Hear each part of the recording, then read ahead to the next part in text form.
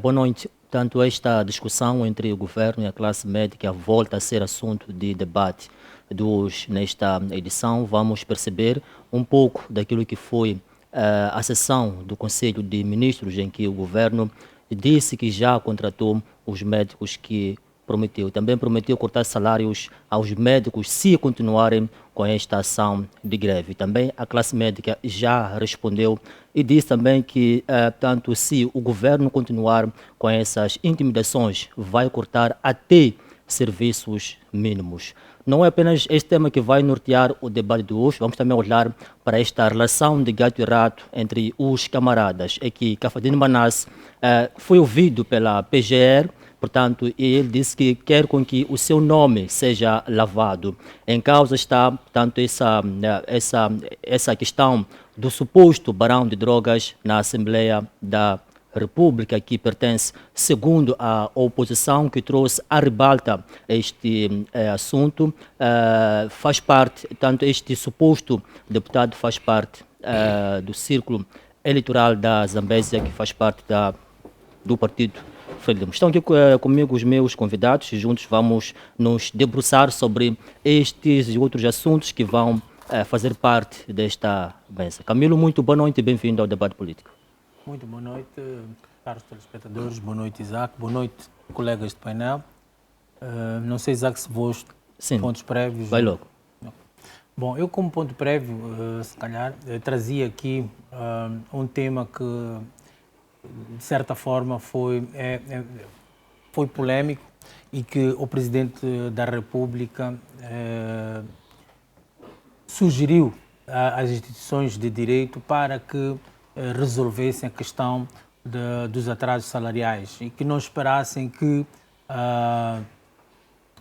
o sistema reconhecesse todas as implicações que a tabela salarial única tem e que voltasse aos moldes antigos para o pagamento salarial. Esta atitude do Presidente da República mostra efetivamente que o Presidente da República identificou-se com o problema dos demais que têm um problema atrasos de salários e quer que as instituições de direito sejam mais proativas, com soluções mais práticas para que não hajam tumultos, porque salário é um dado adquirido e que não pode faltar, pois todo mundo tem planos com aquilo que lhe é devido.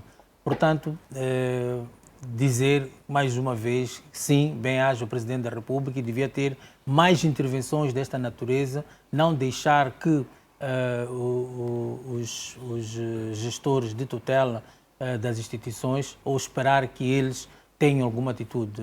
Esta intervenção do Presidente da República foi oportuna e que eu acho que tem que ser assim. O Presidente tem que ir atrás, puxar as orelhas a todos aqueles que adormecem com os problemas vitais da população. Obrigado, Camilo. Também está conosco Augusto Pelemba, que é saúde neste momento. Augusto, muito boa noite. Vamos logo para o seu ponto prévio para esta edição. Bem, boa noite para si, Isaac, aos meus pares do painel, em especial aos estimados telespectadores, agradecer a Deus pelo dom da vida. É assim, Isaac, um dos maiores sinais ou uma das bases do desenvolvimento das grandes cidades, de um país, de um município, são as vias de acesso, boas vias de acesso. Para mim, se nós queremos ter um país, uma cidade, uma nação desenvolvida, tens que priorizar ter vias de acesso, porque isso cria a mobilidade, mas também o escoamento dos produtos para que haja uma economia muito, muito desenvolvida. Infelizmente, na cidade da Matola estamos a ter esses grandes desafios. Estou a falar da famosa circular da Matola, que, segundo a idilidade, começava quase no Norte de Chumene, ali perto do Hotel Uchaca, passava pela Matola Gar, ia para Siduava ou Amatijana, depois furava para Moalaz, entrava para Angojosa, depois juntava-se àquela rua de Mcivene de Boquiço e saía para lá. o que me leva a falar deste assunto é porque esta empreitada custou 930 e poucos milhões de meticais. 930 e poucos milhões de meticais. E a obra foi lançada em 2022, em janeiro, e tinha uma previsão de 18 meses. Estes 18 meses terminaram no mês passado, de julho. E o que foi feito ali é um troço de Matolagar até a circular, a famosa circular, a circular, como disse, e uma coisa talvez de meio quilômetro ou 1 quilômetro mesmo. O resto dos 900 e tal milhões não sei onde pararam. O que está a acontecer é que as pessoas estão a sofrer com a poeira, porque foi colocado ali, não sou engenheiro, não conheço, mas foi colocado ali pedras e areia, que está a criar poeira, principalmente naquela zona de Chumene 2 e a zona de Nguamatujana, Mucupi, por ali, por Siduava. E não sabemos para onde foi o dinheiro e qual será o futuro daquelas estradas. E o que me admira é que o tempo do prazo já passou, o silêncio da Procuradoria-Geral da República, ou seja, o dinheiro foi comido, o município não fez nada ali, a PGR, como também o Tribunal Administrativo, estão no sono ou um silêncio profundo.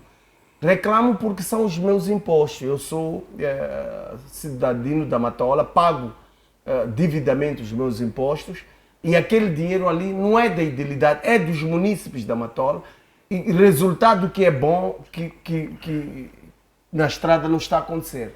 Por isso quero aproveitar agora, apelar ao senhor Calixto Costa e sua equipe para resolverem aquele problema. E também apelar à PGR, na pessoa do Gabinete de Combate à Corrupção, para esclarecer os moçambicanos, porque é nosso dinheiro. Não é, e muitas das vezes os impostos pagamos de forma coerciva, não é facultativo, porque se fosse facultativo, no caso da taxa de lixo, já estou há 10, 15 anos que pago taxa de lixo e ninguém tira lixo da minha casa. Muito bem. Se fosse facultativo eu não pagava, Obrigado. mas é coercivamente. Então, se é coercivo e pagamos, então queremos os serviços que nós pagamos, que nós estamos a ter. Obrigado, então, Augusto quero Pelé. apelar à PGR, a quem é de direito, para ir à cidade da Matola, ao município da Matola, e investigar para onde foram os 935 milhões de meticais. Obrigado, Augusto Pelé, pelo seu ponto prévio. Massango Voaci, muito boa noite, bem-vindo ao debate político. Muito obrigado, caro amigo Isaac Stoia. Cumprimento a todos os telespectadores que são donos deste programa nesta noite dominical e estendo esta saudação a estes dois meus companheiros do debate. Olha, o ponto prévio que eu escolhi hoje tem como o título A União Faz a Força.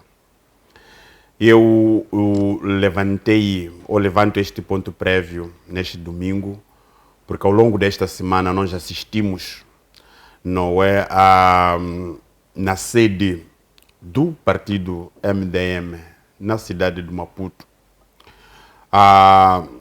uma visita que nós achamos ideal da coligação União Eleitoral, uma coligação composta por 12 partidos políticos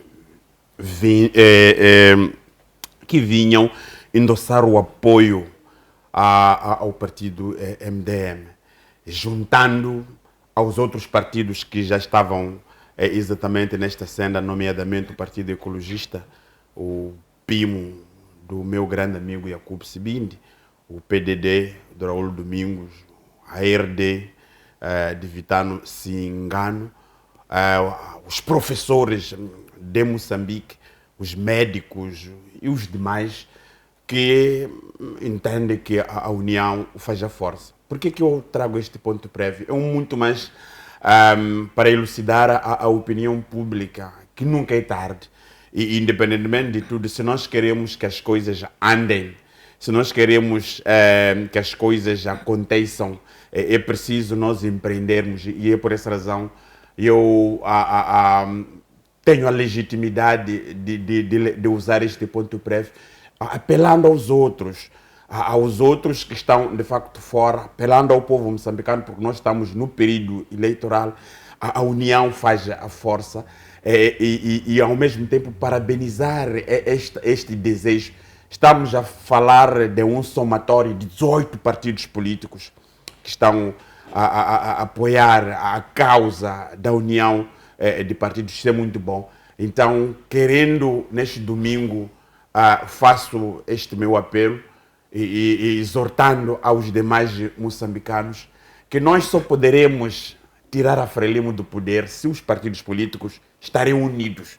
Nós poderemos tirar a Frelimo do poder das incongruências desta governação se o povo moçambicano estiver comprometido, não é, com a democracia. Nós vamos tirar a Frelimo do poder se todos nós deixarmos o orgulho, não é, que nós temos, juntarmos uma única força, porque só assim é que nós chegaremos no ponto mais alto de uma democracia plena e participativa. Muito obrigado, João Massango, pelo seu ponto prévio. Agora sim vamos olhar para o tema que arranca o debate político de hoje, que é a questão do assunto que é já bem conhecido por quem nos acompanha neste momento, o assunto dos médicos, que até aqui ainda não tem nenhuma resposta, tanto por parte da classe médica como por parte do governo. E agora que os médicos ameaçam até cortarem aquilo que são os serviços mínimos. A questão que nós vamos nos colocar é como será?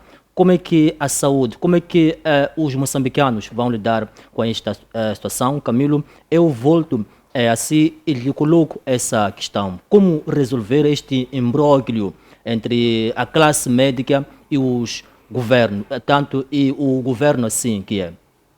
Bom, em primeiro lugar, dizer que eu acho que esta guerra, pelo rumo que está a tomar e pela posição que as partes estão a tomar, não encontro uma resolução, senão houver, se calhar, uma intervenção de uma terceira entidade no meio disto. Por si só, este braço de ferro entre o governo e os médicos já acredito que já esticou a corda o suficiente e pelos últimos pronunciamentos da classe médica e pela decisão do governo, foi o rebentar da corda. Então não antevejo por si, entre estas duas partes, digamos, se não houver uma cedência, e que não antevejo essa perspectiva de cedência, não antevejo uma resolução por si a acontecer. Agora, olhando para aquilo que, por exemplo, os médicos falam de serviços mínimos, eu questiono-me sempre que, já há algum tempo que a gente vem aqui ao programa, eu questiono o que é isto de serviços mínimos. Eu não percebo o que é isto de serviços mínimos, porque a falar de serviços mínimos devia alencar para que nós, o povo, soubéssemos e exigíssemos, se fôssemos a uma entidade hospitalar, esse serviço mínimo. O que acontece é que, eu vou dar um exemplo, Isaac. Eu estive no hospital semana passada, quinta-feira. O meu filho estava com febres altas e fui à pediatria do Hospital Central. Entrei lá por volta das 19 e tal. O enfermeiro atendeu-me, deu-me um papel e disse-me para ir para trás. Fiquei lá meia hora, ninguém veio atender. Voltei a entrar para a recepção, mandaram-me esperar. Estavam 3 médicas ali sentadas ao telefone. Serviços mínimos, é isso? O que é isto de serviço mínimo?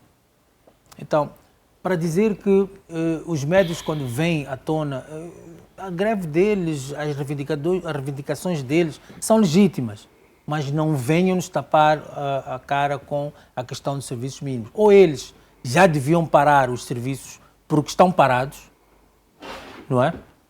Ou então atendem e ponham o que é isso de serviços mínimos. Camilo falou de uma terceira força que poderia, neste caso, unir a classe médica e o governo. Qual seria, na sua opinião, esta terceira força? Bom, nós temos instituições que podem fazer uma mediação. Por exemplo, a Ordem dos Médicos, dos Advogados, é uma instituição que eu acho que tem capacidade para estar no meio disto, se avançar e fizer uma proposta para estar no meio disto, porque o governo já tomou uma decisão, não vai ceder, está à espera, eu até diria que está a empurrar com a barriga a questão temporal para este tempo extrapolar e depois começar com processos disciplinares, porque a greve é estatutária, é um direito adquirido por qualquer funcionário, organização, trabalhador, etc. Está estatutário, então já está a estender-se para o segundo ciclo da greve e não há um terceiro ciclo, não é? A partir daí, ou eles voltam ou então incorrem por processos disciplinares. Apesar das ameaças que o governo está a fazer em função de abrir processo disciplinar, não pode abrir porque é legítima a questão da greve nestes 2 ciclos, não é? Agora, depois, no próximo mês, aí sim já vai começar o processo disciplinar. E acredito que a mão vai ser pesada, porque a essência do trabalho desta classe profissional é vital, não é? Muito bem, Camilo, em 30 segundos, disse que esta greve é legítima. Qual deve ser o equilíbrio entre o direito à greve e o direito à saúde? São 2 coisas plasmadas na lei-mãe, que é a Constituição da República. Qual deve ser o equilíbrio? Pois, há classes que prestam juramento, não é? E esta classe médica prestou juramento para cumprir com aquilo que é a sua profissão. Esta classe tem a obrigação de seguir questões éticas profissionais. Então não me revejo nesta posição dos médicos. Vou voltar a dizer que a greve e as reivindicações deles são legítimas, mas não me revejo no posicionamento. Porque quem sofre, eles estão a fazer um braço de ferro com o governo.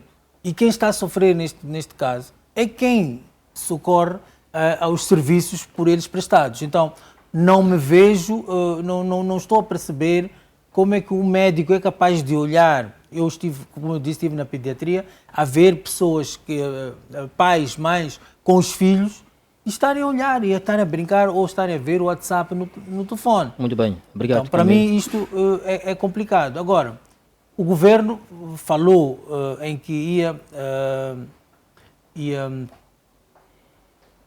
admitir ou contratar 60 médicos. Qual é o universo desta classe médica que está em greve? Não é? Qual é esse universo? Nós sabemos que é acima. Só o Hospital Central tem 300 médicos. Muito bem, obrigado, Camilo. Depois volto a si. Augusto Pelembe, no último sábado, na Beira, província de Sofala, os médicos estiveram a marchar e exigiram a demissão do ministro da Saúde, o senhor Armindo Tiago. Chamaram-lhe de traidor. Como é que olha para esses pronunciamentos da classe médica? Também olhando para a questão que eu coloquei para Camilo sobre ameaças da classe médica de cortarem aquilo que são os serviços mínimos, que há aqui algumas pessoas que dizem que esse dizer devia ser, portanto, plasmado na lei. Qual é a sua análise? Bem, como jurista, é lógico que os serviços mínimos devem ser legislados. Se for já olhar a lei de trabalho, os serviços mínimos estão bem claros. O que são os serviços mínimos na lei de trabalho estão legislados. Agora, há um problema na função pública, não está legislado exatamente o que são os serviços mínimos. Porque se não está legislado, entendo a preocupação do meu par do painel, Camilo, a preocupação de o que são serviços mínimos. Se nem o Estado consegue legislar, dificilmente os médicos, nem quem quer que seja, vai poder definir o que é exatamente isso.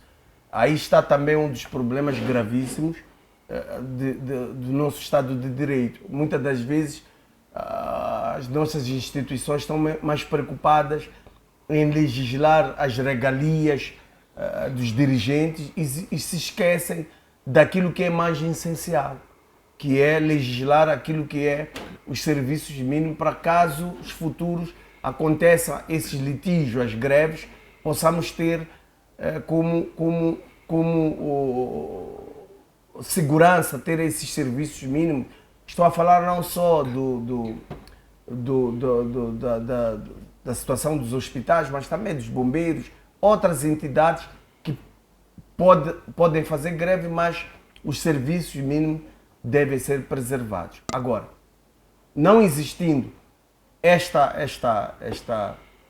legislação ou esta lei, é muito complicado tanto para os médicos ou também para o governo recorrer a uma punição aos médicos sem ter uma base legal para isso, porque Então acha que o governo não tem espaço para punir os médicos sem dúvidas, caso eles paralisem sem dúvida, os não serviços tem, mínimos? é que os médicos, se o governo querer penalizar os médicos vão dizer que estamos em greve.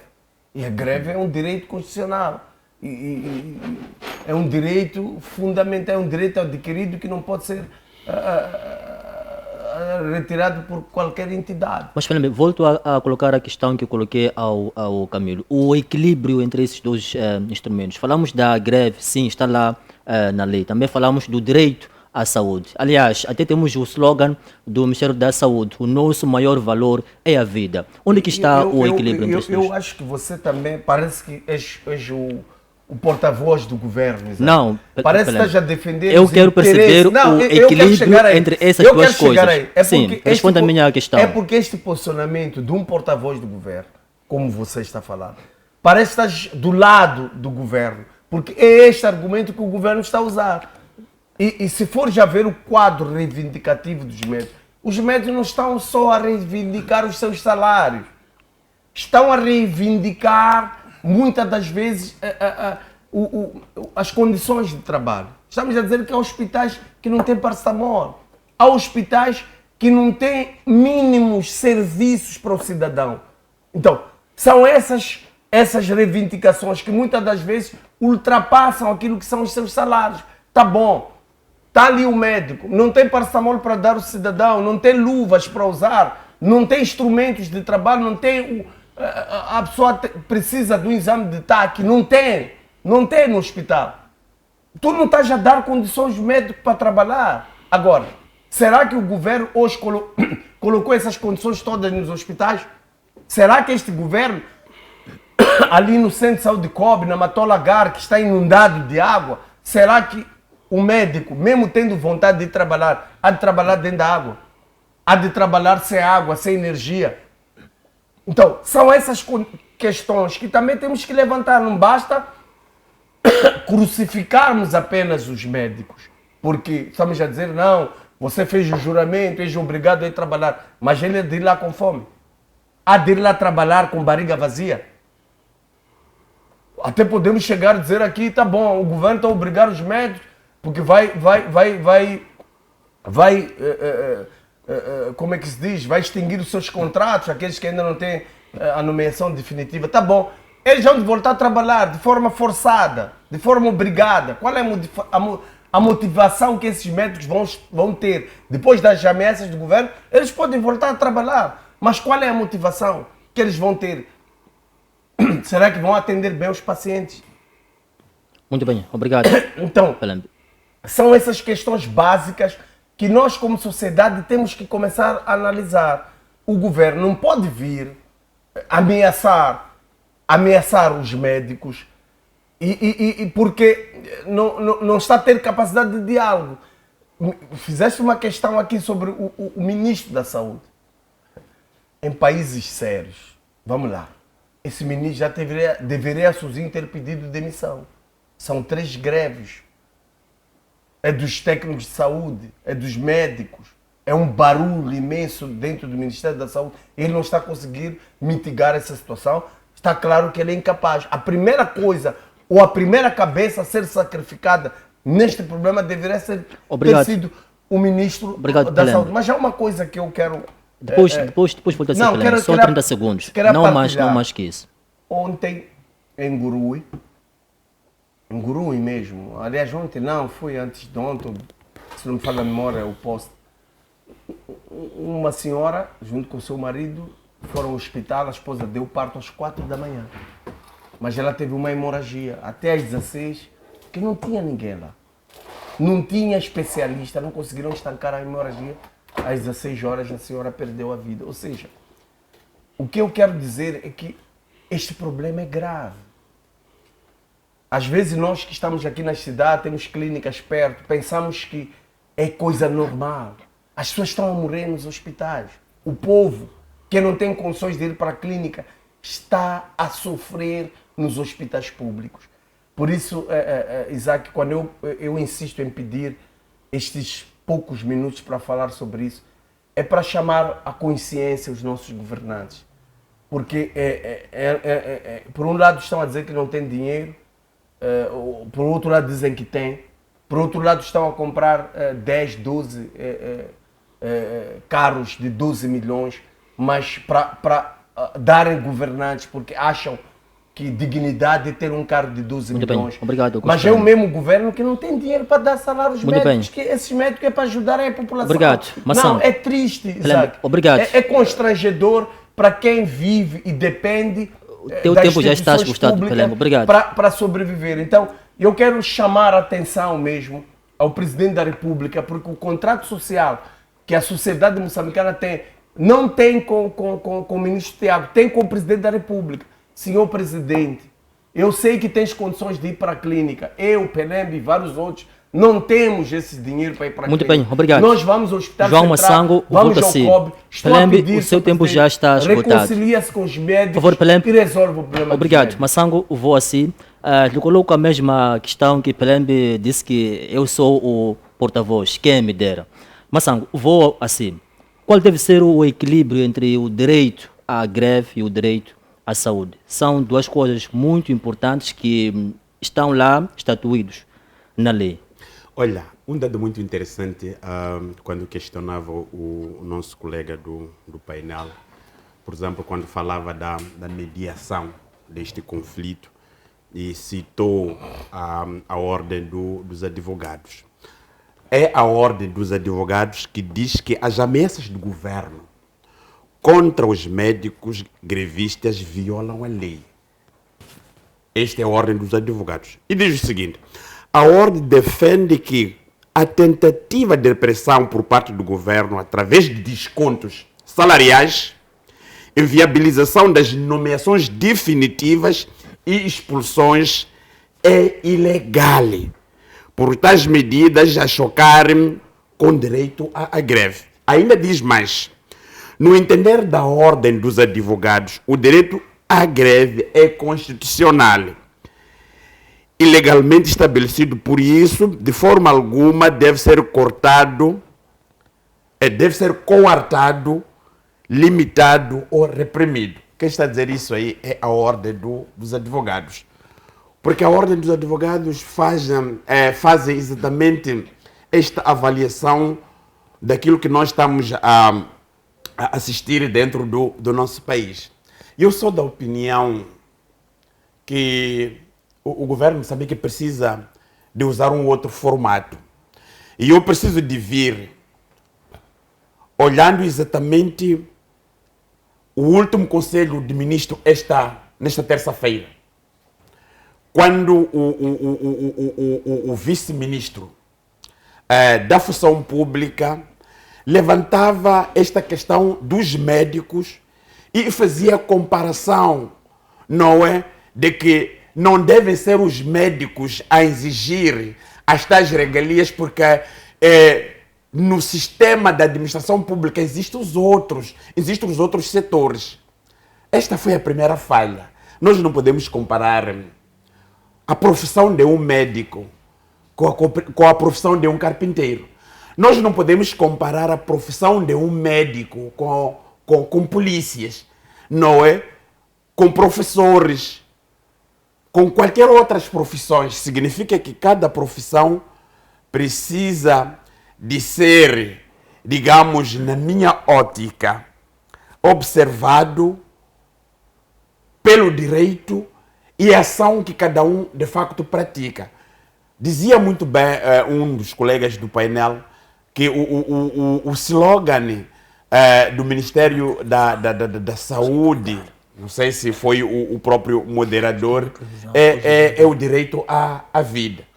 Mas as pessoas que lutam pela vida dos outros, neste caso os médicos, precisam, na minha ótica, de ser acarinhados. É por essa razão eu gostava de ter esta oportunidade, que o povo moçambicano precisa de ser solidário com os médicos. E, independentemente de termos um governo que, neste preciso momento, acha que a crispação que tem com os médicos, a única forma de estancar este problema são as ameaças. Nós vimos ali, na província de Manica, quando a governadora da província de Manica veio publicamente ameaçando os processos disciplinares aos médicos, não é? E dizendo uma aberração de que na função pública não existe um dispositivo que dá legitimidade à greve aos médicos, mas meia volta virando pegar a Constituição. Significa que a Constituição da República, como a lei-mãe, não é ela que deve ser violada por qualquer um que entender. A semelhança do que eu estou a dizer veio no dia do Conselho de Ministros, o porta-voz dizer o seguinte: se os médicos podem fazer as manifestações, mas não existe um direito absoluto. Quando alguém que entende e interpreta o direito diz que não existe o direito absoluto, então significa que nós estamos a pegar a Constituição. Isaac Stoy, nós vimos a Procuradoria-Geral da República quando foi a busca do Dopas, porque Dopas disse que matem o presidente. E todo mundo olhou aquilo que o Dopas disse, e nós vimos a atuação da PGR, porque ele havia se extrapolado. Nós estamos a pedir à PGR, vão pegar a governadora de Manica e peguem também o vice-ministro da função pública, porque nós não podemos em nenhum momento admitir que neste país, na República de Moçambique, aquilo que é a lei-mãe, seja ela violada de forma grosseira de indivíduos que entendem, que interpretam as leis, não é? Que sabem qual seria de facto qualquer tipo de motivação. Nós temos aqui a Ordem dos Advogados. A Ordem dos Advogados é composta por advogados de Moçambique, de grande craveira, que estão ao lado exatamente desses médicos que estão de facto aqui a fazer a greve. E o que com isso eu quero dizer? Nós precisamos de fazer, de facto, uma reflexão, porque no fim do dia, Isaac Stoy, quem morre é o povo. Quem morre somos nós. Enquanto o ministro sente a dor de cabeça, vai ficando ao longo do dia, quando forem 17 horas, pega o avião, vai para a África do Sul. Porque é lá na África do Sul onde tem hospital para o ministro, para o presidente da República, para o deputado da Assembleia da República, para o diretor nacional, para todos esses que tem poder e aquele que não tem poder. Muito bem, obrigado. O José Ninguém, que depende do paracetamol no hospital, quem é que vai olhar exatamente isso? Quero terminar em 30 segundos dizer o seguinte: a greve dos médicos, se nós olharmos de forma tão clara e evidente as exigências que eles colocam, é difícil o governo de Moçambique colocar lá equipamentos de trabalho para os médicos poderem trabalhar corretamente. É difícil os médicos colocarem paracetamol ou todo tipo de medicamento. É difícil os médicos olharem aquilo que são as inquietações desta classe e enveredar aqui por um caminho, digamos, de ameaças. Eu sou da opinião, daquela coisa que muita gente não gosta. Nós, os moçambicanos, devemos manifestar ao lado e se nos solidarizar com os médicos, porque a única forma que este governo da Frelimo não gosta é quando as pessoas entram em greve. A Frelimo não, porque não tem capacidade, o governo da Frelimo, de resolver o problema dos médicos, mas eles têm problema com a greve. É a greve que de facto inquieta. Então, de forma geral, quero terminar a minha inquietação trazendo exatamente estes assuntos. Obrigado. Camilo, volto a se calhar em 30 segundos.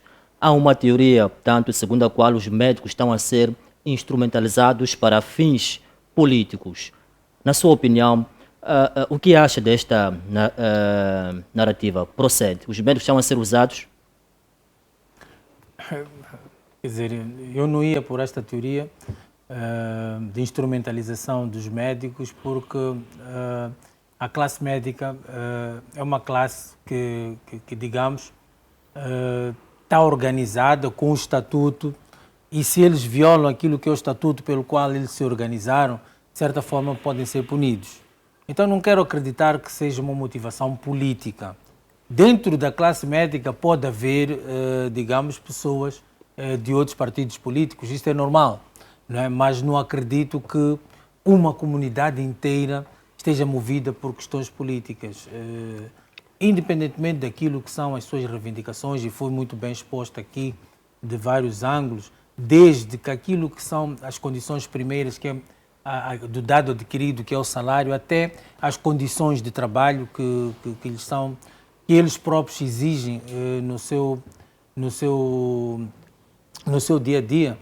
Eu não quero acreditar que a motivação seja essa, porque se o governo cedesse de alguma forma a parte daquilo que são as exigências dos médicos, ou então se pautasse por o diálogo, que é uma das reivindicações que esta classe médica reclama, o governo não dialoga com eles para chegar pelo menos a um meio termo em que as coisas consigam fluir, de certeza absoluta hoje não estaríamos a evocar estas questões políticas.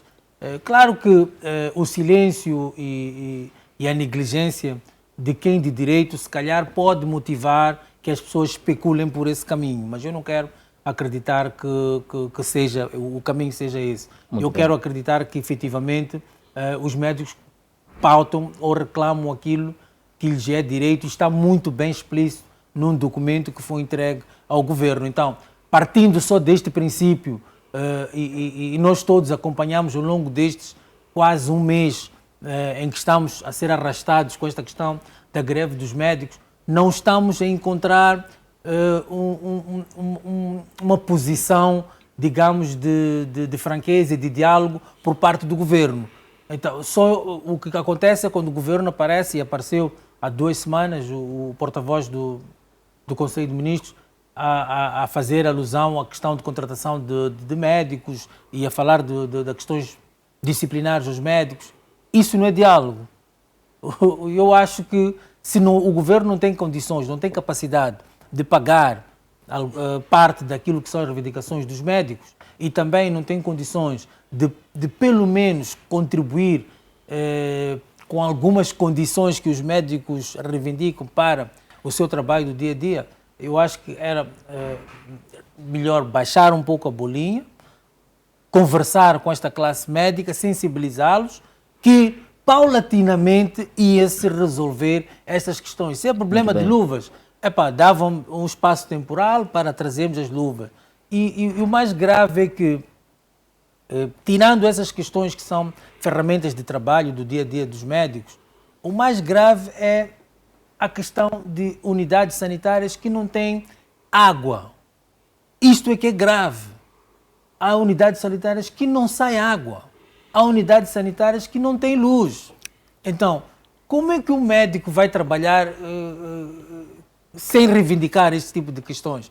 O governo devia aparecer e encontrar soluções, pelo menos para este tipo que são condições vitais para a funcionalidade de uma unidade hospitalar. Obrigado, Camilo. Pelembe, arranco o segundo tema consigo. Vamos... Não, mas eu Pelembe, 30 segundos sobre isso. O tempo já, estamos de acordo com o tempo. É assim. Hoje nós estamos proibidos de ficar doentes. Isaac, tu tens que orar, jejuar, para não ficares doente, pá. Nós não podemos ficar doentes. Se você ficar doente, estás entregue a Deus dará. Estamos entregues a Deus dará. Os operadores, cameramen, não podem ficar doentes. Se você ficar doente, você vai morrer, porque não tem médicos. Aliás, é caricato. Eu concordo com o Camilo, que o governo tem que criar condições. Não só para os hospitais. Hoje o hospital, sabes onde é que os médicos, os enfermeiros estão a trabalhar, fazer receita? Nos jornais de notícia. Escrevem nos papéis, não tem papel. O hospital não tem papel para fazer receita, para receitar as pessoas. Nas esquadras não tem papel. Aliás, o que está bom neste país? Não temos salário no Ministério da Defesa, não temos condições para os polícias, não temos condições para os médicos. Os professores, lá no meu bairro, 21 de outubro de Copa, têm que comprar giz.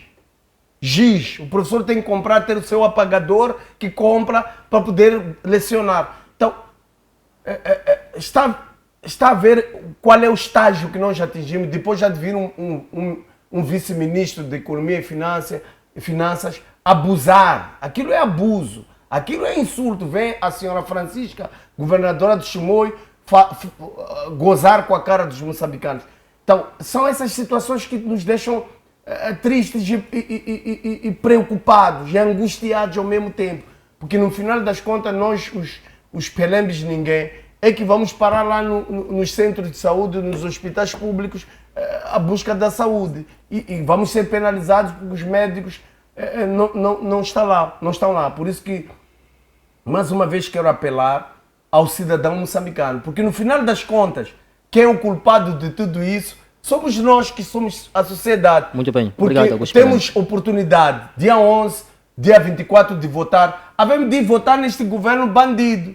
Neste Seu governo tempo está corrupto, esgotado, Augusto neste Pellembe. governo está a desprezar as pessoas. O culpado, João Bassalo, Camilo, não é o presidente Inhunce, não é o senhor Tiago, nem aquele ministro. O culpado é a sociedade. Porque aqueles senhores estão ali porque alguém os votou. Muito bem. Alguém, Pellembe, os professores vamos que hoje para o estão a nosso chorar, tema. são eles que ajudaram. Pellembe, Desculpe, muito bem, Isaac, muito bem. O desculpe. tempo já está- Mas vou terminar. Peço 30 Já deve ter segundos. terminado, Pellembe. É que os polícias que hoje estão a reclamar salários, os professores que não têm giz, os médicos que também hoje não têm salário, estão a reclamar. Quando chega o dia das eleições, essa função pública que este governo da Frelimo usa para encher urnas, para roubar votos, são eles. Muito bem, obrigado, Pellembe. temos...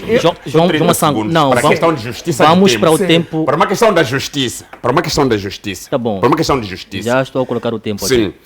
aqui. Os médicos, Citoia, exigem boas condições de trabalho. Isso é a primeira coisa. 2. Os médicos querem que haja equipamento. Já falamos disso. Os médicos querem que haja paracetamol. Já dissemos. Os médicos querem que haja também comida para os pacientes nos hospitais. Sinceramente falando, são essas coisas que inquietam. E depois aparece uma coisa. O governo diz que está mais interessado com o povo do que os médicos. Está mais interessado que o povo. Se o governo está interessado com o povo, onde estão os donativos da Covid-19? Sim. Aquelas que o mundo deu para a Covid-19, que nós todos vimos a serem desviados. 2. Se o governo está interessado com o povo, por que não afasta o ministro Tiago? Se os médicos, os colegas dele já não o querem. 3. Se o governo está interessado pelo povo, por que as farmácias públicas não têm medicamento, mas quando você querer, os medicamentos das farmácias privadas estão lá? Eu todos os dias vivo esse cenário com meu colega Pellembe. Nas farmácias públicas, nem lá, tem aquele de 5 meticais. E quando você chega na farmácia pública, tem aquele paracetamol de 300 meticais. Então significa que o paracetamol de 300 meticais é esse que dá vida. Muito bem, obrigado, Massango. Pellembe, não, o tempo já nos foi, Pellembe. Depois pode Já falar. foi. Obrigado. Camilo, volto a si, olhamos para o caso Caifadine Manas. Ele já foi ouvido na Assembleia, tanto na PGR, e levou os seus colegas para serem também ouvidos sobre o assunto do barão das drogas. Camilo, a Frelimo já nos habituou a não lavar roupas sujas na rua. Como é que olha para este caso inédito em que um colega ou um camarada leva junto os outros à barra da justiça? Bom, o camarada Caifadine Manas, acredito que se despiu daquilo que é a camisola partidária e pautou por aquilo que é o cidadão Caifadine Manas e olhou para o cenário todo em que se viu envolvido, não é? E acabou por, de certa forma, não assumir efetivamente, digamos, os atropelos que foi perpetuando, acaba por envolver uma série de pessoas, por sinal membros do Partido Frelimo, colegas dele, camaradas, e apontou cada um deles, no número de 23, se não me engano, arrolou-os como aqueles que de alguma forma puseram em causa o nome, o seu bom nome, e também Mandei mensagem, estou na televisão. a questão da posição que o próprio Caifadine usa ou goza face à posição que ele tem dentro do partido. Agora, mediante este cenário todo, eu acredito, e já em debates que a gente já teve em grupos do WhatsApp por causa desta questão, eu posicionei-me no sentido de que não havia necessidade do camarada Caifadine fazer isto, mas também lhe percebi quando, de certa forma, de um dia para a noite, põe em causa a posição que ele em algum momento se destacou. Quando quem conhece a funcionalidade do Partido Frelimo, quando te tiram aquilo que a gente chama a força das bases, que é de onde ele vem, que é o Circo Provincial, não é? Da Zambésia. Quando te tiram esta posição, tu perdes força no lugar que tu ascendeste, não é? Seja, por exemplo, se ele não faz parte do círculo de base da província, ele, como deputado, na próxima legislatura não pode concorrer, porque quem lhe dá força para concorrer é de onde tu vens, é de onde ele pertence, círculo eleitoral. E acho que isto tudo foi em volta disto. E quais são as implicações no seio da Frelimo, Camilo, desses todos os assuntos? Eu acho que o partido está a parte disto. Está envolvida são as pessoas e agora, pelo que eu li, os últimos desenvolvimentos, há acusações graves que o próprio Caifadine fez e já vinha sido falado há muito tempo, em que acusa pessoas de conduta A, B ou C, e ele vai ter que provar isso, senão o tiro vai lhe sair pela culatra. Então, tudo isto tem consequências. Quer dizer, quando você move alguma coisa, tem suas consequências. E principalmente quando envolves o sistema judiciário. Porque quando tu podes ter a certeza e garantias que estás do lado da verdade e da razão, chegas, por causa de uma vírgula, és capaz de perder toda esta confiança, esta garantia que tu tinhas. Então, eu espero que o próprio camarada Caifadine tenha a noção disto e esteja preparado para arrecadar com as consequências que possam advir disto. Obrigado. Augusto Pelembe é um caso que já faz 3 meses em que Venâncio Mondlane, sede da Assembleia da República, denunciou o suposto barão de drogas que pertence ao círculo eleitoral na província da Zambésia. Os seus colegas chamaram Caifadine Manasse de fofoqueiro, ou seja, diz aquele que vazou essa informação e ele sentiu-se insultado, tanto que levou mais de 24 deputados, seus colegas, à barra da justiça e foram ouvidos na semana passada na PGR. Como é que olha para este assunto? Bem, é caricato, não é? Porque, primeiro é porque Caifadine Manasse tem família, marido, é pai, tem filhos e está a defender a sua idoneidade, a sua integridade como cidadão. E lhe assiste o direito de se defender caso alguém venha ferir essa sua idoneidade, o seu direito de bom nome. Isso é um direito, é um direito que não se pode vender a chipa barato. Por isso que eu acho e digo, está no seu pleno direito de defender o seu bom nome. Agora, eu não sou da Frelimo, pouco me interessa este assunto, mas olhando juridicamente e após ter lido por algum momento a sua posição, aquilo que ele remeteu, a ação que ele remeteu à Procuradoria-Geral da República, lhe assiste o direito de defender o seu bom nome. Agora, o que eu acho caricato é que este problema é consequência do barulho das drogas, do barão de drogas que está dentro da Assembleia da República. Primeiro, olhando para esse enredo todo, vamos lembrar que apareceu agentes do Cernic numa das televisões a dizer que estava na sua investigação, estava envolvido alguém que fazia parte da Assembleia da República. Não foi Caifadine Manasse. Atenção, não foi Caifadine Manasse. Nós vimos na televisão. Está gravado, vimos na televisão alguém a dizer que da Cernic.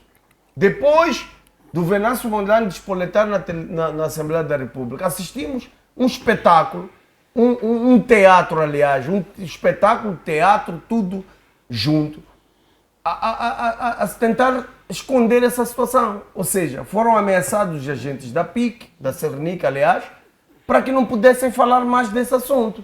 Então, há aqui, não sei como explicar isso, mas já há aqui uma conivência entre a justiça moçambicana e para que não se possa, quem é chefe, porque é vice-presidente da Assembleia da República, porque é um dirigente deste país, são intocáveis, porque se formos a sentar entre nós, cá entre nós aqui, e começar a discutir verdade mesmo, há dirigentes desse país que protegem o tráfico de drogas no país.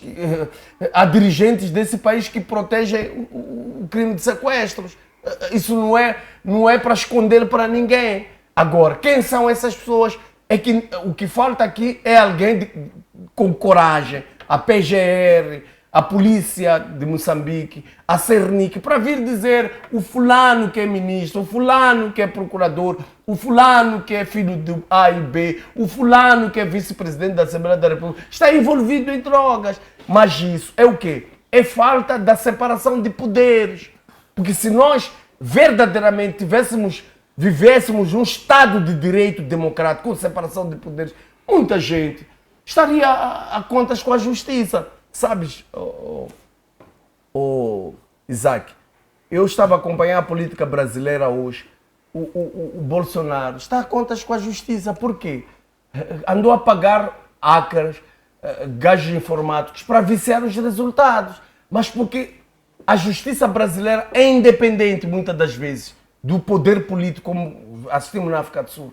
Ele hoje vai pagar pelos crimes que ele cometeu. Mas em Moçambique isso é inverso, não acontece. Basta você ter uma proteção de um colarinho branco. Você está aí. Vi ontem, aliás, ontem não, foi sexta-feira ou quinta-feira, se não me falha a memória.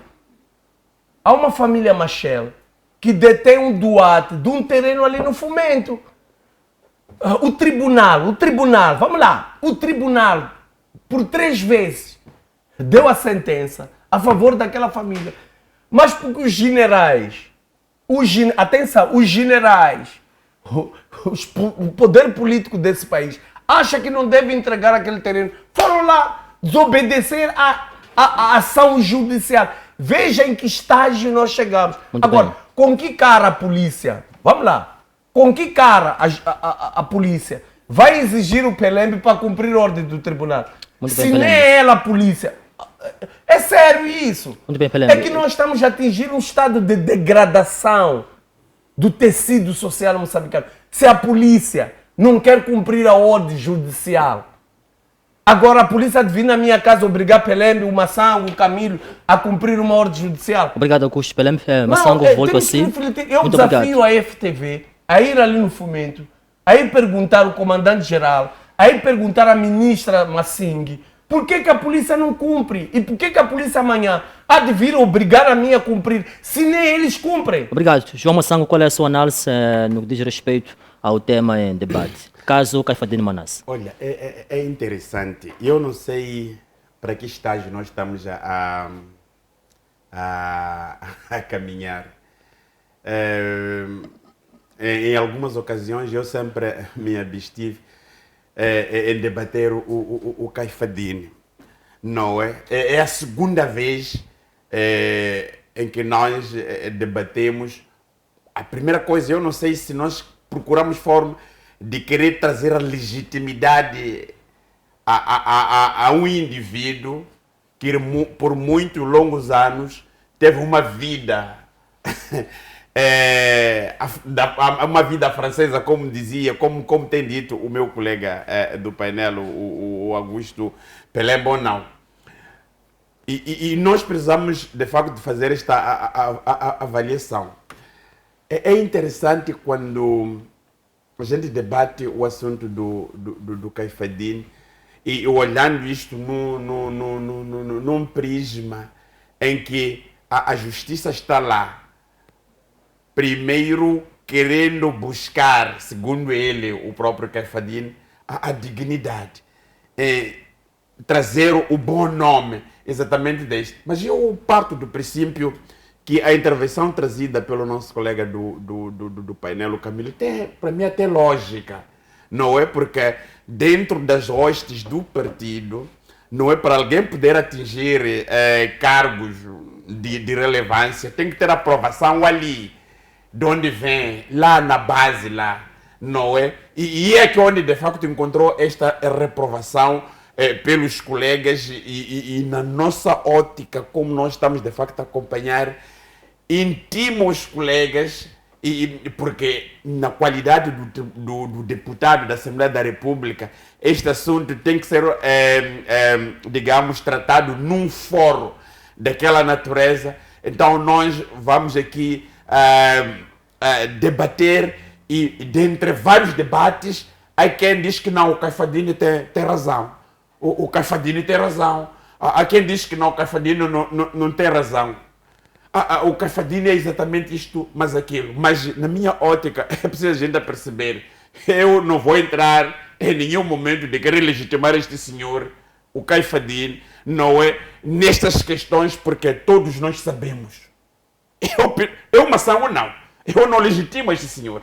E, independentemente, tem que ser os tribunais a legitimar a ele se tem razão ou não. Mas é preciso recordarmos que a questão do fundo aqui são drogas. Todos nós sabemos que a questão levado até a este instante em que nós estamos a debater foram questões ligadas a drogas. A província de Zambésia, a província na qual o senhor deputado Caifadine foi eleito, é o corredor de droga. É naquele porto de Macuse, que é o corredor de droga. É lá onde nós ouvimos essas informações todas por causa de droga. Então, aqui há duas coisas. Sabe qual é que é a primeira? A primeira é que ninguém deve descobrir o que exatamente está a acontecer. O que exatamente está a ocorrer. Porque se nós cavarmos as coisas a fundo, em algumas ocasiões nós poderemos saber que esses indivíduos são esses que colocam em causa este país de Moçambique, porque a questão da droga não é vista no regime, não é na elite, como fator de desenvolvimento, do enriquecimento ilícito. E os moçambicanos vão ser mobilizados. Muito bem, para a gente discutir Caifadine Manasse, porque ele precisa de ser ilibado exatamente a isto. Obrigado, olha, vamos João deixar Maçã. a justiça. Só que, disse o meu colega, quer terminar em 4 segundos, podes contar. A nossa justiça não avalia os factos, mas sim defendem pessoas. Obrigado, João Maçã. No dia que Já nós vamos parar passaram de os defender 4 pessoas minutos. e avaliarmos os factos, este país será de facto grande. Obrigado. Camilo, volta-se o tempo. Eu O queria, tempo, por favor. para fechar mesmo, sabes, muita gente não tem noção o quão mal as drogas faz uma nação, está a fazer o país. Sabes, tu vais ali na Colômbia, bairro militar, tu vais a Mafalala, tu vais a Chamanculo, tu vais aos bairros, tu vais ter noção o quão mal faz essas drogas. A gente às vezes conversamos aqui porque não somos usuários de drogas, mas aquele pai que está a assistir o programa, aquele irmão que tem um irmão, que tem um familiar que é tóxico é dependente dependente. de drogas, é um sofrimento, sabes? Para depois você ver pessoas a brincarem, a rirem na nossa cara, que enriquecem graças às drogas. Para nós defendermos o Para Caifadine. E há um favor que Lá. o Caifadine pode até fazer para os moçambicanos, que é dizer, porque ele é da Zambésia, é dizer quem são os verdadeiros. Eu não. Os verdadeiros traficantes de droga ali. Muito bem. Porque, sabes, hoje Moçambique é mal falado na África do Sul, porque Moçambique é o maior corredor de drogas para a África do Sul. Sabes, hoje em dia, você há de ver alguém, porque está na Cernic, porque é procurador, porque é deputado, porque é ministro, construir-te uma casa em one time, em 2, 3 meses. E você se questionar, quando é que ele trabalhou? Atizinho Kamamuni, não sei se está a perceber, para construir uma casa em 3 meses, 6 meses. Você Muito se bem. questiona Obrigado, porque você, Augusto Isaac, Pelem. você vem aqui jobar aqui, você sabe o quanto custa cada 500. Mas tem pessoas que one time compram um carro de 5 milhões, 6 milhões, 10 milhões e você questiona. São esse dinheiro das drogas. Obrigado, Camilo. Vou assim. São esse dinheiro das drogas, estão a em desgraçar as poucos famílias. minutos vamos estão a dar. desgraçar. Pelem, obrigado. Sabe o que é que eu Pelem, falo o tempo- isso? o tempo- É o tempo porque já meu está irmão morreu esgotado. por causa de drogas. Meu irmão, eu perdi o irmão por causa de drogas. Eu sei, Isaac. Muito bem, Pelem. A Voltou dor. assim. A dor de ter um familiar. O tempo já nos viciado em foge. drogas. Camilo, vamos, em alguns minutos, vamos comentar o nosso terceiro e último tema sobre a revisão da lei de branqueamento de capitais. Quem cometer crime, portanto, este tipo legal de crime, passa a ser punido com multas que variam entre os 2 a 10 milhões de meticais. A decisão surge, portanto, com a aprovação desta revisão do combate ao branqueamento de capitais, também financiamento ao terrorismo. Qual é a sua análise, em poucas palavras? Bom, o Parlamento fez o seu papel, o seu trabalho, mas as instituições que têm que ir atrás destes processos não estão munidos de instrumentos, de ferramentas para perseguir este tipo de crimes. Porque a questão de branqueamento de capitais requer uma especificidade. É isto que eu sempre apelei na massificação, por exemplo, a massificação da polícia. Não interessa massificar a polícia só, interessa que haja departamentos especializados. Nós não temos especialização na polícia, seja de raptos, seja de perseguição de rastros, sejam rastros de crimes cibernéticos ou rastros, digamos, de Crimes informáticos, etc. crimes etc. informáticos, de rastreamento de telefones, triangulação de redes, etc., de torres de telefonia móvel, etc. Então, nós não temos esta especialização. Então, não basta só termos a lei. A lei é um instrumento, está ali. Mas como é que nós vamos perseguir isto? Isto é um aspecto. Temos outro aspecto que também já falamos aqui no programa e hoje foi levantado assim de leve, que é a questão da desvinculação do sistema judiciário. Porque enquanto o sistema judiciário estiver ligado ao sistema político, neste momento, não vamos ter sucesso, senão esta lei vai só ser aplicada a pessoas que não estejam vinculadas no sistema político. Porque a maior parte destes crimes, direta ou indiretamente, tem que estar ligadas a funcionários públicos, não é? E se os funcionários públicos estão envolvidos nisto e o sistema judiciário tiver conivência, uma ligação, porque a função pública, os funcionários públicos têm a ligação com o sistema político. Como é que vai ser aplicada esta lei? Como é que tu vais ter polícia que não tem ferramentas, conhecimentos para perseguição deste tipo de crimes? Como é que tu vais fazer se for questões de transações bancárias internacionais, como é que tu vais fazer o rastreamento, como é que tu vais para os paraísos fiscais, a busca deste tipo de situação. Então, não basta só termos as leis, é bem-vinda a lei, mas agora temos que estar munidos de pessoas capazes de fazer isto. E, acima de tudo, o Poder Judiciário tem que estar separado, tem que haver separação de poderes para a polícia trabalhar independentemente. E ainda tem um caso mais grave que eu já levantei aqui a dado momento.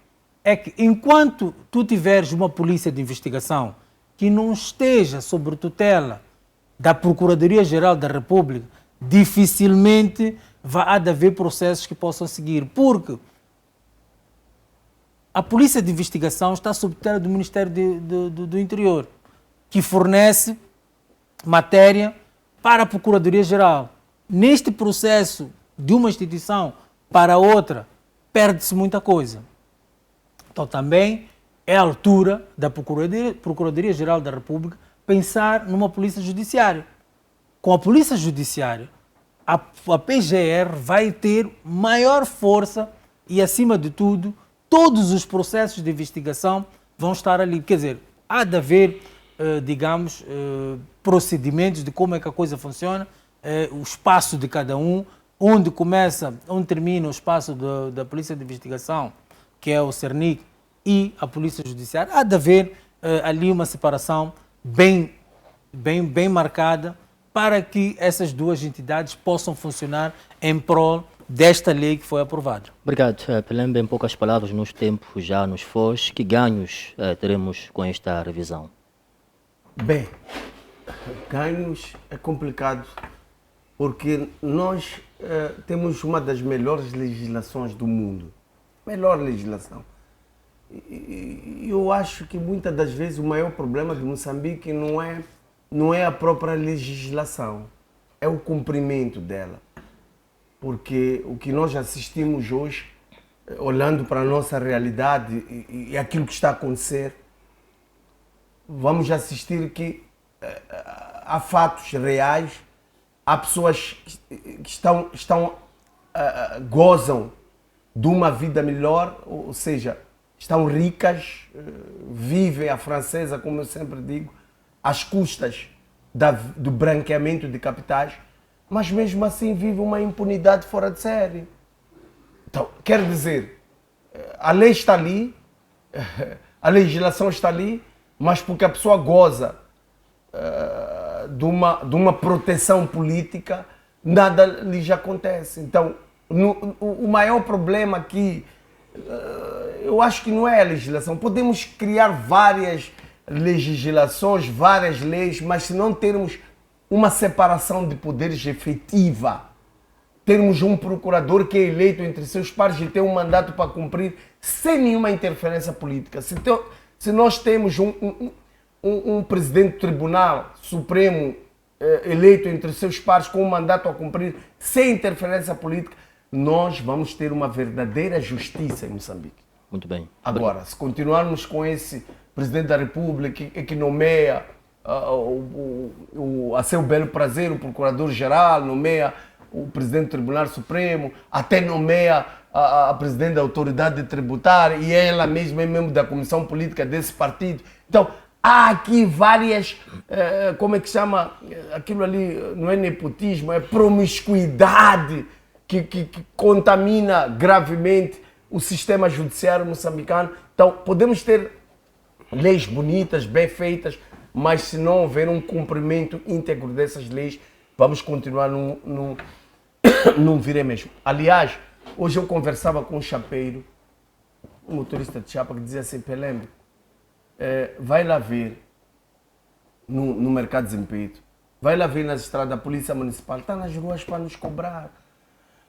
Você tem que entregar cada paragem onde está a polícia municipal sem mete caixa. Qual é a conclusão que eu cheguei, Isaac? Cheguei à conclusão que o próprio Conselho Municipal, o próprio Ministério do Interior sabe desses esquemas que acontecem na rua. Ou seja, coloca a polícia para sustentar esses esquemas.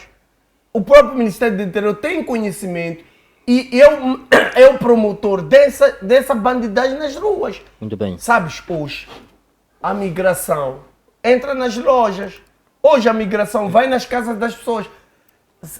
Espera a eficácia da migração dentro das casas das pessoas. Obrigado, Augusto Pelé. Não, eu desafio a FTV. Eu quero desafiar agora, ao vivo, a FTV a questionar o diretor nacional das alfândegas. Obrigado, Augusto Pelé. O tempo já nos foge. Sabes, Estou a receber indicações que o tempo já nos o foge. branqueamento de capitais, a corrupção é alimentada pelas elites desse país. Obrigado. Porque João se querem- Massango, você, querem- Pelé, me vou ter que querem parar cortar, com a infelizmente. corrupção. Como é que deixam um agente da migração entrar nas lojas? Obrigado, o que é Pelé. que fazem na fronteira? Obrigado. O que é que fazem nos aeroportos? Massango, vou assim. Quais os ganhos para a revisão desta lei de branqueamento de capitais? Olha, eu entendo uma coisa. Quando se aprova qualquer tipo de legislação no nosso país, tem de facto um determinado objetivo. E eu quero concordar plenamente com os meus colegas, ainda mais o Camilo elencou vários crimes e dizendo que o grande problema que o país tem é que, independentemente disto, nós não temos as pessoas que possam fazer a execução. Eu não concordo muito esta visão, por uma razão muito simples. Nós temos pessoas formadas nas nossas universidades, não é? Nós temos criminalistas aqui no nosso país formados nas nossas universidades, bons. Mas eu quero concordar com eles, por uma razão bastante simples. Quando há casos, não é? De tráfico, de branqueamento de capitais, de um lado para o outro, e nós vamos dar, por exemplo, o processo ao Camilo. Olha, Camilo, você fica com este processo. O Camilo tem que conduzir o processo até descobrir os autores materiais. Mas muitas das vezes no nosso país nós encontramos aqui a interferência de indivíduos formados para o efeito que possam fazer o encaminhamento da investigação, mas que ao mesmo tempo esses indivíduos não têm acesso, porque há quem diz, olha, você já fez até que chega.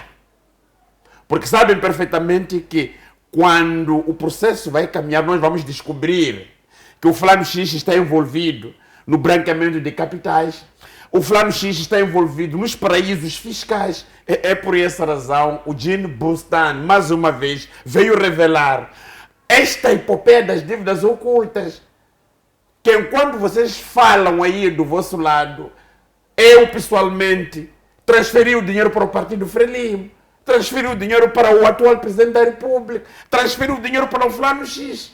Tudo isto é trazido num contexto em que nós estamos de facto a debater a questão da independência. Quero concordar plenamente com os meus colegas. E a separação do poder é esta que vai levar este país para o patamar que nós queremos. Porque em termos de pessoas, exato, nós temos pessoas. Nós temos bons arquitetos que podem desenhar um edifício, podem projetar uma cidade. Nós temos bons planeamentos físicos que podem estudar esta questão de solos, não é, do curso de águas nos municípios. Nós temos os geólogos que podem fazer a prospecção, mas há uma questão de limitação aqui. Chega! É por essa razão, no nosso país, a nossa flora está sendo dizimada, mas nós temos indivíduos formados na área, não é, de engenharia florestal. Nós temos até polícia ambiental que podiam destacar exatamente esses problemas, mas quando chega o telefonema, ele não pode dar continuidade deste processo porque sabe-se que o fulano X está envolvido exatamente nesta questão de branqueamento de capitais. Obrigado, são João 64 Massango. cidadãos moçambicanos que estão nos paraísos fiscais aqui, no Dubai, de nomes que foram trazidos. Não por o Estado não tem capacidade de poder fazer a investigação, a nossa procura. Todos esses têm, mas há um problema da interferência. Moçambique já produziu intelectuais, pessoas na área do saber que podem fazer as coisas Massango, mudar. muito obrigado. Estou a receber aqui a Enfim. indicação que o tempo já nos foge. Camilo, últimas considerações.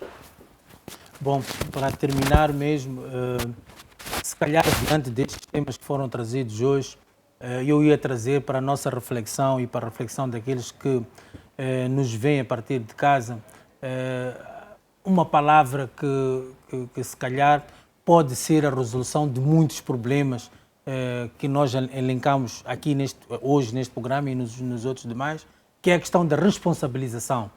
O governo, as entidades, as instituições têm que pautar por esta questão da responsabilização.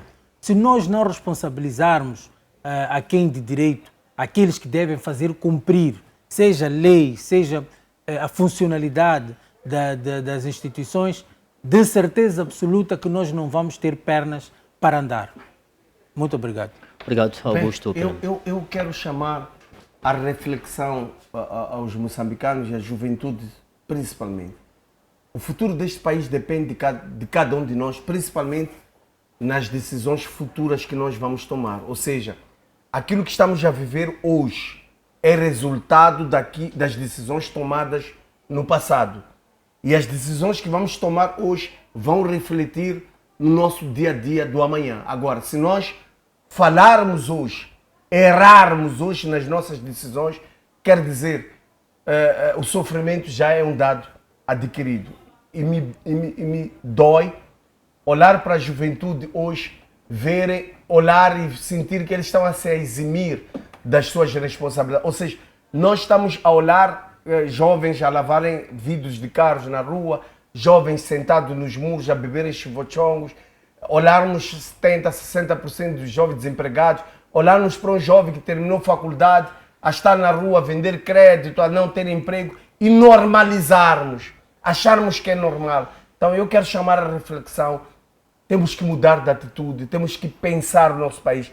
Vamos deixar de defender os nossos partidos, vamos defender o nosso país. Muito obrigado, Augusto Pelembe. João Massango, em 30 segundos. Em 30 segundos eu digo o seguinte, uma questão muito simples. A questão da responsabilização, eu concordo plenamente, mas em Moçambique tem um outro cancro. É a partidarização do Estado.